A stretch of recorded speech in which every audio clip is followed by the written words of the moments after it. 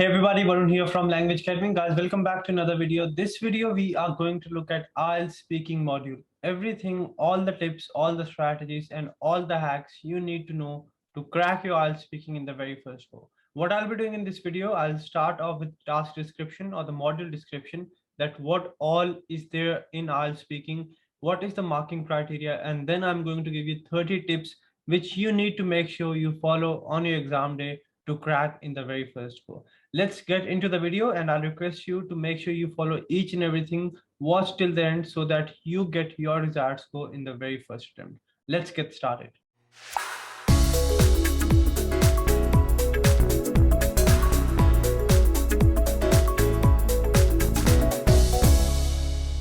All right, so what happens in IELTS speaking? There are total 3 sections. Your speaking test will go for around 14 minutes, anywhere between 11 to 14 minutes. There's section 1, section 2, and section 3. Section 1 is your journal introduction, where you introduce yourself to the examiner. Examiner introduces himself or herself, and then you're asked around 8 questions on any journal topic. You have to answer each question for around 20 seconds. Then you've got cue card, where you're given a topic along with some cues, and you have to speak on the topic for around 2 minutes. After that, section 3 will be follow-up questions, means more questions or questions related with section 2 of your speaking module. Section 1 will give you around 2 on 9. Section 2 will give you or holds around 4 by 9 of your speaking module, and section 3 is around band 3. So this cue card part is the most important one. This is not that important, and this is moderately important. This is just an average, just an estimate on what is important, what not. But again, you have to focus on each and everything. You're marked on 4 parameters in speaking. Fluency and coherence means you speak in a flow. There are no unnatural pauses or hesitations, and your ideas are connected. You speak in a logical manner. Lexical resources are your vocabulary, means you don't just repeat same words again and again. You use wide range of words, and you use synonyms wherever possible. Pronunciation is more about your clarity, that whatever you speak is right, is clear and understandable by a native speaker. Grammatical range and grammatical accuracy. Range means whenever you speak, you frame a variety of sentence structures, and grammatical accuracy means whenever or whatever sentences you're making, whatever you're speaking should be 100% accurate as well. There are 30 tips which I need you to follow on your exam day so that you don't mess up anything. Never ever give one word answers. Don't just say yes or no. Even if the answer is yes, you can frame a sentence. For example, I'm just giving you a simple example. Have you got your ID with you? Yes, I have got my ID. Here it is. So don't just say yes. Yes, I've got my ID. Here it is. You have to make sure you frame proper sentences and give proper answers. You don't have to worry about your accent. This is one thing which I see a lot of students confused about. Don't worry about your accent. Your accent is not something you will be judged on. Your clarity is. So whatever accent you speak is fine. You need to speak clearly. Do not question the examiner. Now, when I say do not question the examiner, it doesn't really mean that you can't just say anything. What you can't do is, or what you shouldn't do is, don't try to play very smart. For example, if the examiner asks you, where are you from? Don't just say I'm from XYZ. Where are you from? Now, that's not what you're supposed to do. But in case you have any doubt, the question is not clear, or you didn't quite catch that, you can just say, sorry, can you please repeat that? You can ask for clarification, but you cannot ask questions, to the examiner that, yes, what is this and what is that? So try to avoid that. I know I've seen a few students trying to act a bit smart. That is not going to help you in any way. So try to avoid it, please. Right? So that was a number 3, language or slangs. Yes, you have to use formal language. You can use semi-formal words as well, but you can't just speak in such a way as if you're speaking with your friend. Avoid slangs as well. So try to use formal language, something which you will use in your schools or in an academic context. Be polite and respectful. Now, when I say be polite and respectful, you don't have to say dear sir, dear ma'am. I don't really mean that, but you have to use words which do not sound rude. For example, if something is not clear, you can just say, sorry, can you please repeat that? Instead of saying what? What is somewhat rude when it comes to English? Don't just say yes or no. Ask, or if you want to say yes, make a complete sentence so that you can sound bit more polite towards the examiner. So avoid words which sound rude in English. Fluency, this is what I've seen a lot of students being confused about. I've seen a lot of students thinking that fluency is just about going fast, fast, fast, fast, fast, do not stop anywhere. No, that's not the case. Fluency is more about speaking in a natural flow.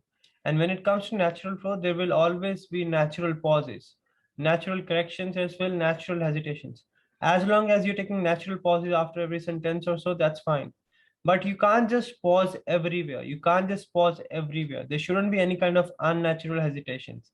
You should go in a smooth flow. You don't have to go too fast or too slow. You don't have to rush. You have to avoid repetitions, and you have to avoid self corrections as well.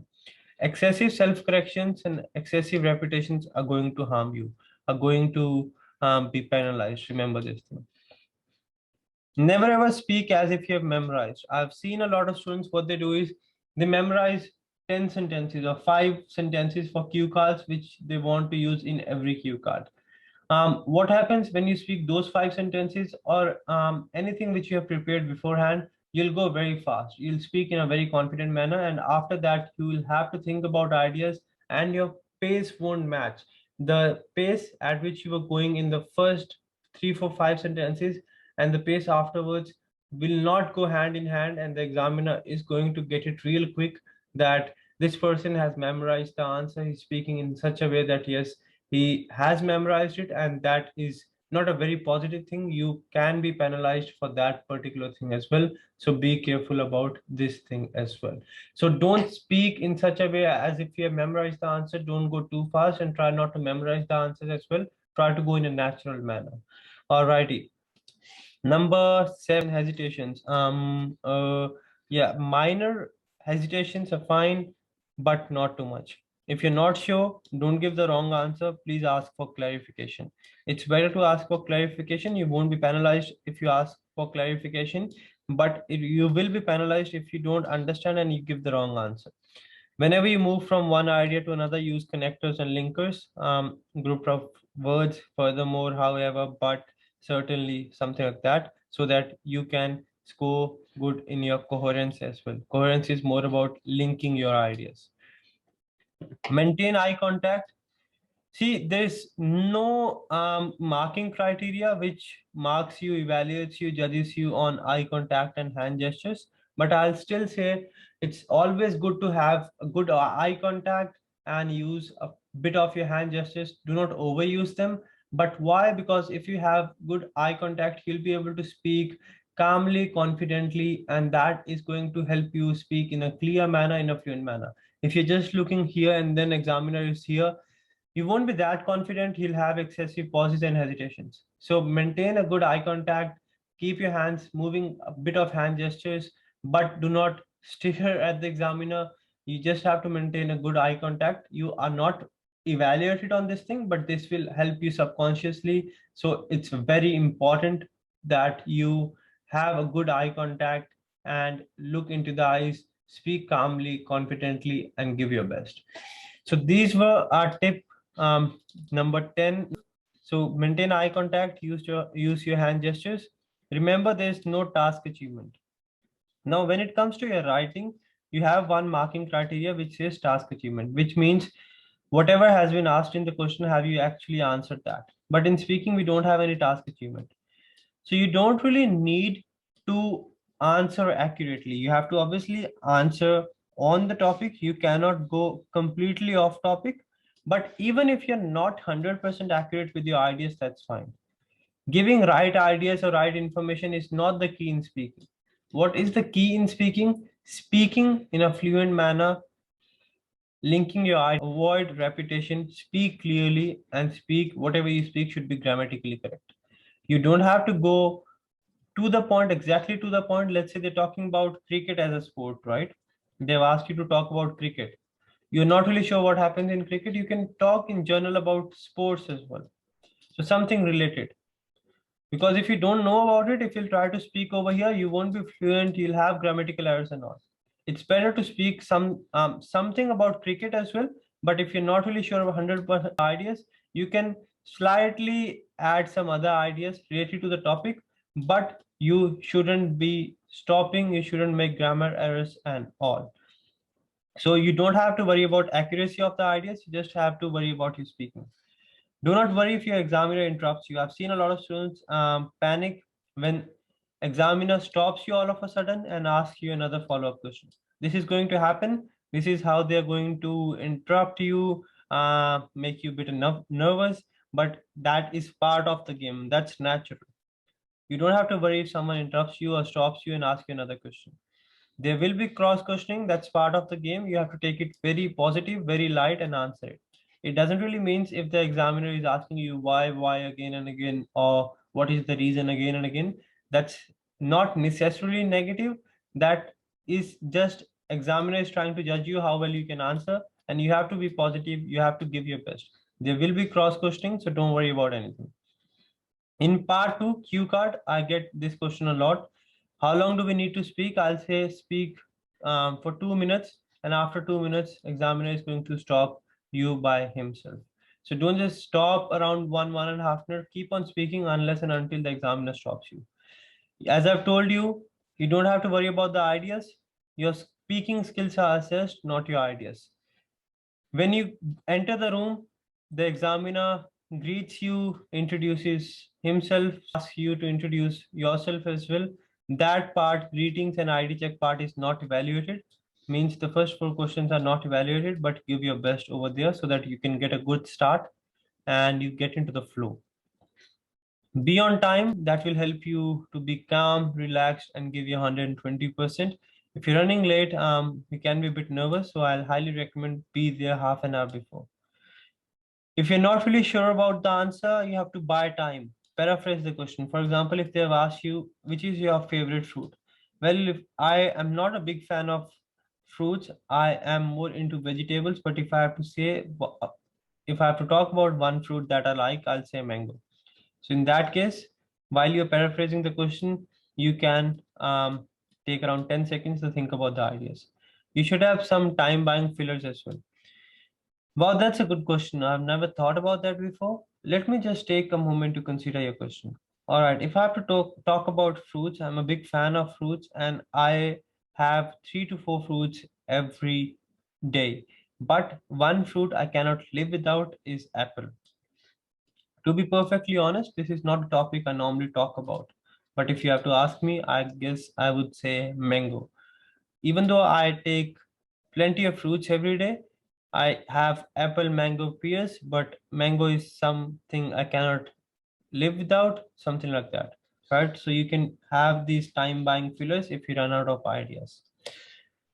Keep the examiner comfortable. This is not something you'll be evaluated on, but you shouldn't be wearing too hard perfumes, too strong perfumes, or you should dress semi-formal. You don't really need to be essentially, you don't really need to wear suits and all, but you shouldn't be, be wearing something which is not up to the mark.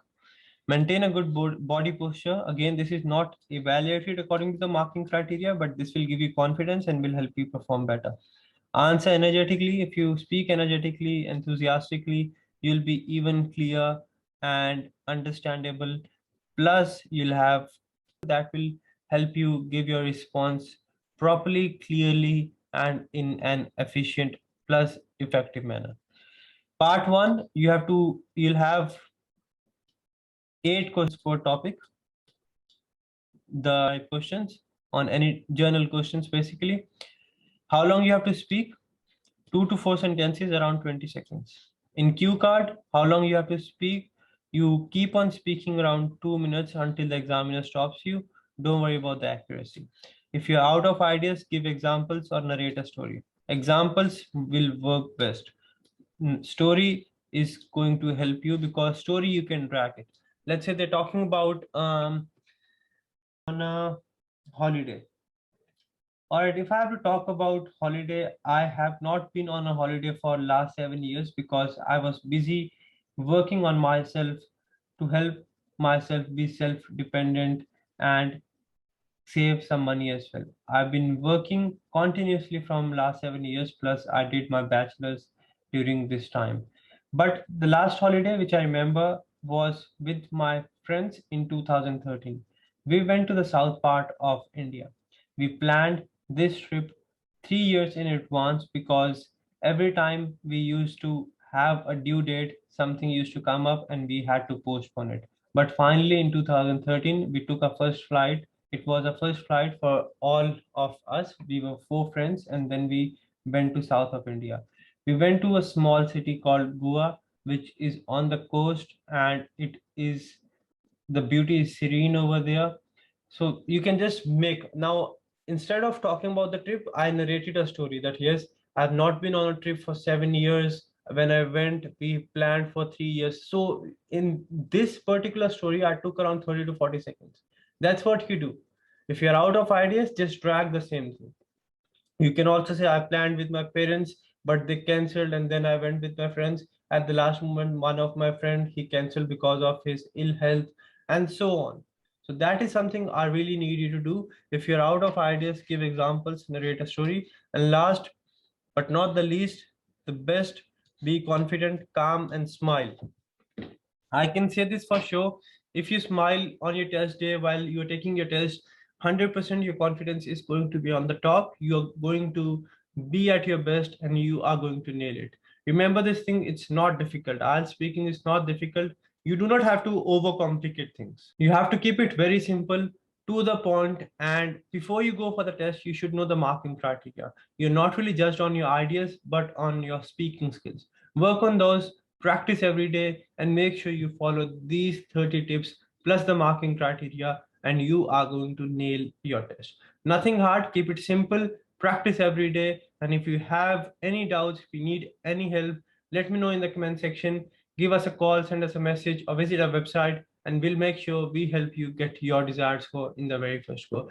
Remember this thing, if thousands of students are doing it every day, if I've done it, you can do it as well. But you need to make sure you work hard in the right direction under the right guidance. Plus, if you found the video helpful, please do like, share, and subscribe. And if you ever get your score watching my video, please do let me know. That is something I work for. I'll keep on working for that, but that is something which will motivate me. So do let me know, and make sure you share it with your friends and subscribe as well. Let me know in the comment section what other topics you find difficult and you want me to cover in the coming videos, and I'll try to come up with a video on the same. Varun from Language Academy, I'll see you very soon. Till then, take care, stay safe, and keep on practicing. If I have done it, you can do it as well.